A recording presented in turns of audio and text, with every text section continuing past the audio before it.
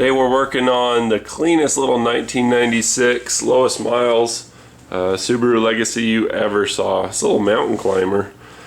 So what are we doing today?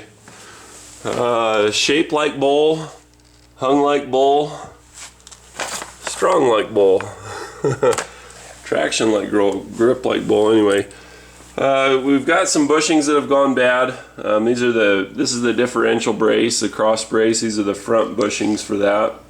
And you can see we've got the rubber bushings with the split. You know, tires wear out on cars, windshield wipers wear out on cars, radiator hoses wear out. Basically anything rubber deteriorates over time.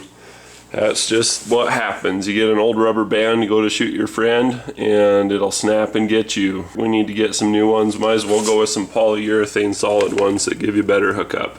No, this isn't an STI. It's not some hot rod Subaru, but you know, it needs some bushing, so that's what we're gonna do. The way I like to get these out is actually use a Sawzall. This is terrible, I know, but it's actually really effective. What I do is I take a Sawzall blade, stick it in this little mouth, if you will. Hey, quit making fun of me. Anyway, so you cut this way, and you can see the silver metal here versus the black. So what you do is you go almost all the way through the silver metal, but not into the black yet. And then you take a chisel, or I just use a strong screwdriver, something from the 70s. And drive it between those two. It cracks up in this way, and then you can basically grab it and spin it out, and they come out really easy. And then you put in the new bushings from the bottom. Basically what you do is you just put them on the plate in the press and just press them up in there. Usually put a little transmission fluid around the outside to get it to slide in easier. So somebody's gonna be like, how much do you have to tear down to get to those? Oh, I'll show you. We're in the business of making things work around here. I can do it pretty, but it just takes a lot more work. Basically what I'm saying is I bent the exhaust shield. Why'd you bend the exhaust shield? Just take it off, it's easy. Well, this bolt is bent. This one's been mercilessly ripped from, and this one's been chewed off, so they're just not easy to do anything with at this point. Not to mention they've been on there a while, since 1996. But in answer to your question, here's what you got to do. Mostly it's the e-brake cable on the passenger side. You got to undo everything on that, pull it up between that to get it around the outside where the bushing mounts here. And then all of the plates and all of the cages for the drive line have to come off. And that's about it. There's not a lot beyond that. You have to pull the two nuts at the back end. I'm just leaving it running so that you know where I'm going, you know where I've been.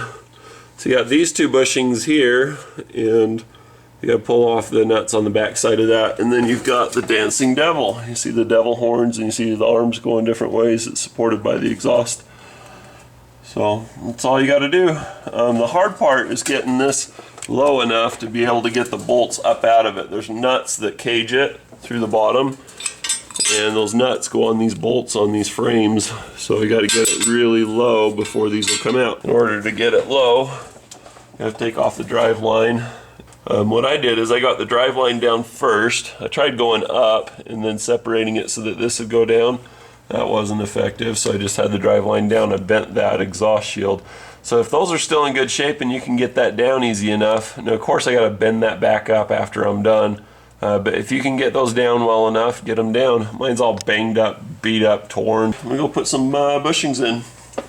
Dance, little devil, dance. He's like working it. Here's what it looks like once you get the middle cut out with the Sawzall. You get the rubber out of there. It keeps your blade from getting too hot too fast. I've tried to press these so many times, and it's just, I can't ever get them to press out. So I resort to this. Just cut in on each side. You'll notice I don't have any cut marks on the inside of here. You got to be careful, but this is what you're left with. You can see the heat marks. It's almost all the way through, and then you just chisel it and it makes it collapse and it comes out clean. And then this guy's perfect to receive a new one. Sometimes it takes you 2 or 3 blades. Yeah, that's a wood blade, but they work better for whatever reason. I think they cool better. I think the metal blades get too hot. You kind of feel when you're close to getting through, it's like they pop or they do something weird. I don't know. I get a chisel.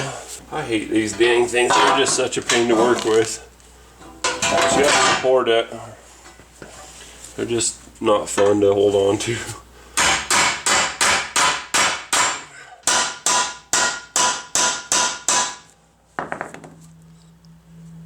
Ech, more sawing.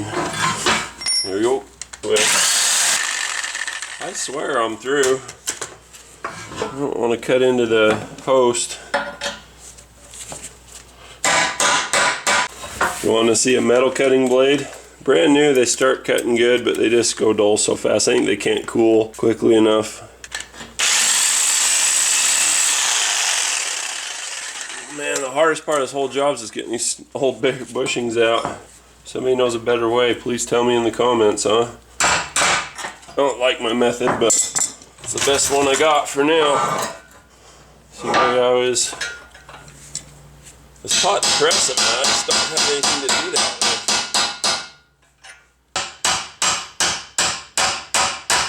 One of those jobs. Bugger. Alright, so that's what we're going for. We got separation from the wall. See? Daylight. And now we should be able to knock that out.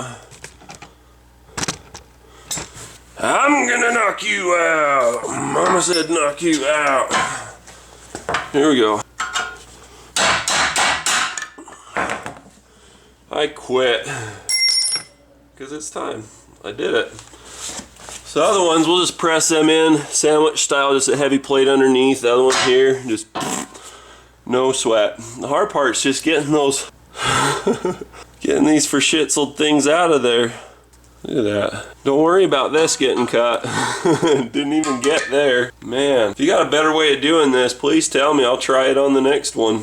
So here's the old parts, the old bushings. Essentially, you gotta destroy these to get them out. Well, there they are, and we'll see the new ones. Don't those look beautiful? Look just like new. See our differential, the devil horns of the diff, and just moving right up. All of this has to come out, the bracings, both the bolts from the sides, as well as the nuts from those long studs that are connected this way. Those all come out, universal joint comes out, drive shaft brace comes out, and this one comes down, the e-brake cable one. These brackets come down on both sides, and then you got a bunch of e-brake stuff. Everything you can get to on this e-brake cable comes down, including the up here. Use a ratcheting 12, and there's a bolt here, there's a bolt here, and then you can pull this cable out around here, and then this one comes down first and slides out, and then you can get it out from the other side. And then also this exhaust shield needs to come out. There's just two bolts here and a couple bolts on the back side, one right here and one right here, and there you go. And like I say, the pressing them in is awesome and easy if you have a press. Maybe I'll just go out there and show you. So this is the press I use. It's just a 20-ton hydraulic bottle jack press. Works pretty good. You can still see the rubber debris from where I did the bushings.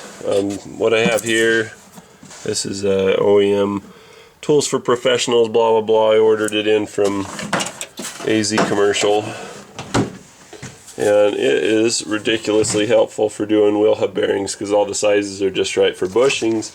It's not quite as helpful as you would think. You got all these sockets that wind up being more helpful for bushings because bushings are typically closer to this size than they are to this size. But either way, it's awesome. I use this a lot to make up the gap. I usually have this one set, you know, 2 pins exposed, so that's a 4th pin down. And I wind up pressing almost everything lines up with this to a socket and then onto that. So this plugs into a socket and helps me to be able to get things in quicker. Usually start it with the socket and just get it going, and then let it up, put the extension in, and then go some more. That is what I like to use. Like I say, these little adapters are I almost never use a screw which it's intended to be used with. You got this nut and the screw, and it just seems like way too much work. It's almost worthless. So I just use the press, and it goes really fast. I have every size I need for doing wheel bearings pretty much.